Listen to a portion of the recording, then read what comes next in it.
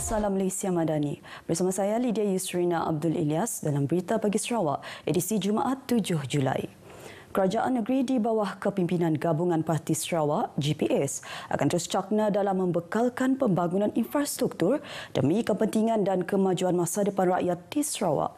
Di Malam Premier Sarawak, Dato' Amar Awang Tengah Ali Hassan menyatakan daerah lawas juga menjadi salah satu kawasan tumpuan kerajaan dalam menyediakan kemudahan infrastruktur yang lebih selesa. Dato' Amar menjelaskan bagi projek pembinaan jeti di kampung Awat-Awat Lawas yang kini dalam proses pelaksanaan dan dijangka siap penghujung tahun ini dan bakal memberi banyak manfaat kepada penduduk di sekitar kawasan itu.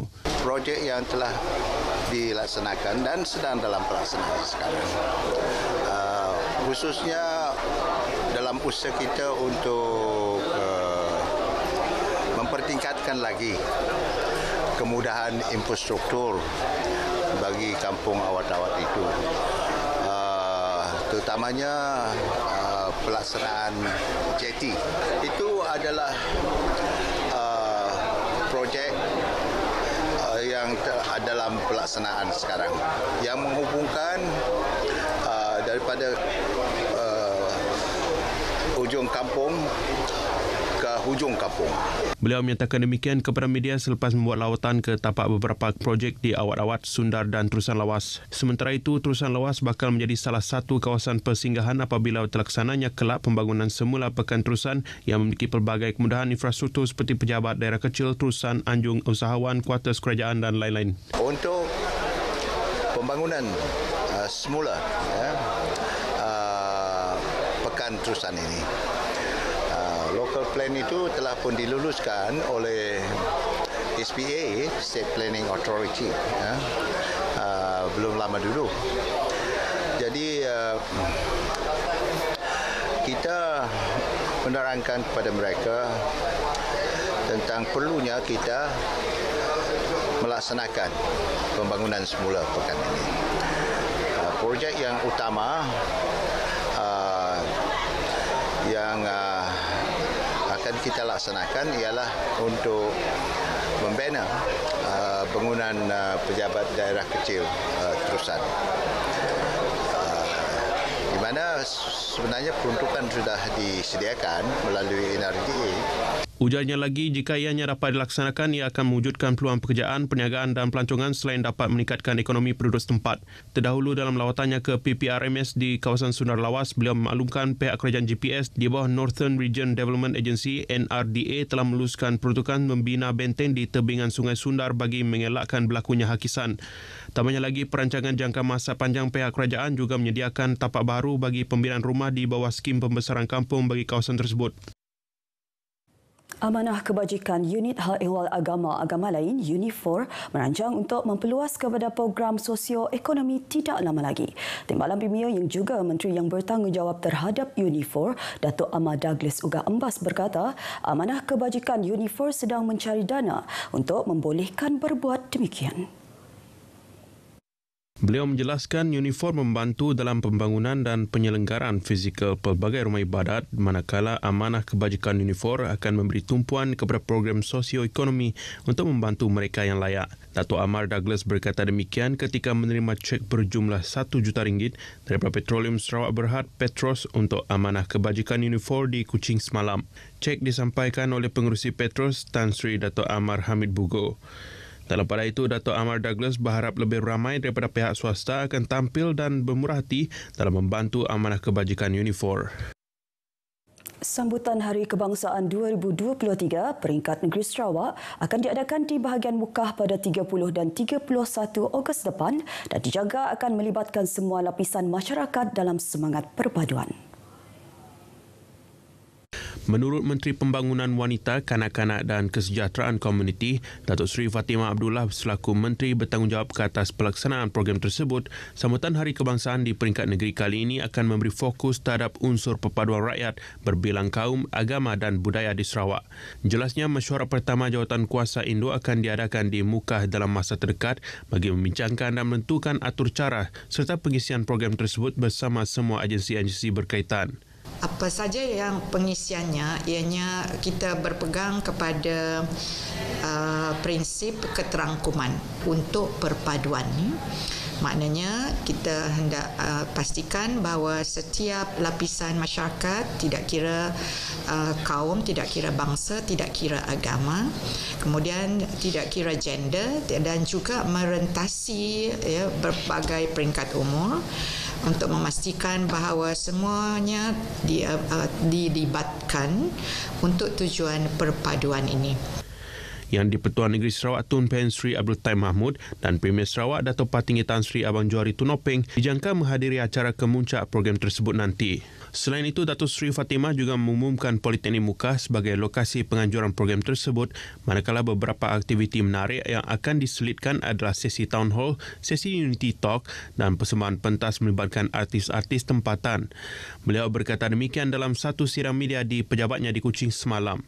Sebelum itu, beliau telah menerima kunjungan hormat daripada unit protokol, istiadat dan pengurusan acara negeri UPAN diketuai oleh pengarahnya Dato' Muhammad Junaidi Mohidin untuk mengadakan perbincangan ringkas berkaitan sambutan Hari Kebangsaan 2023 peringkat negeri Sarawak itu. Kementerian Sumber Manusia memohon persetujuan Kerajaan Negeri Sarawak bagi membolehkan Ordinan Buruh Sarawak, Sarawak Labour Ordinance dipindah bersama Akta Kerja 1955. Timbalan Menterinya Mustafa Sakmud menjelaskan persetujuan Sarawak akan membolehkan pekerja di negeri ini mendapat dan menikmati manfaat yang sama seperti pekerja di Semenanjung. Kita di peringkat Kementerian Sumber Manusia mencadangkan agar pindaan undang-undang Sabah dan Sarawak ini dipindah bersamaan dengan Akta Kerja 1955. Seperti yang kita sedia maklum sekarang ini, Sabah dan Sarawak Labour Ordinance ini kalau dari segi cuti bersalin masih lagi 60 hari. Dengan adanya pindahan ini dia akan dinaikkan ke 98 hari. Dan kepada suami akan ada cuti 7 hari.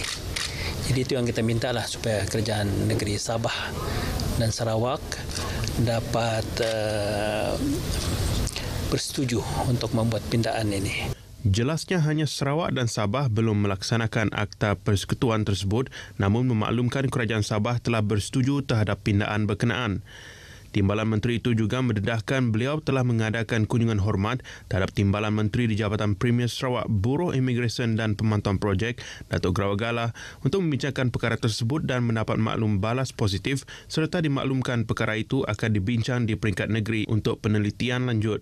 Ordinan Buruh Sarawak dan Sabah merupakan akta persekutuan yang dilaksanakan di kedua-dua negeri.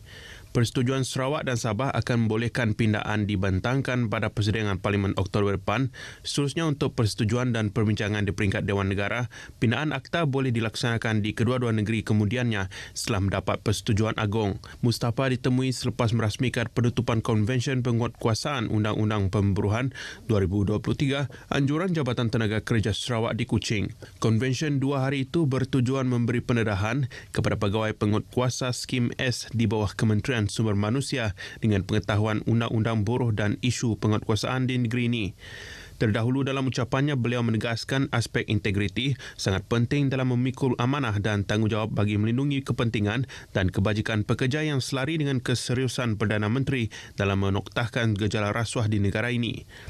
Katanya penguatkuasa mesti jujur, amanah, telus, berwibawa serta patuh kepada segala peraturan dan undang-undang dalam melaksanakan tugas dan tanggungjawab. Sepasang suami isteri ditangkap dipercayai terlibat dengan aktiviti pengedaran dadah bagi pasaran tempatan di Pintango.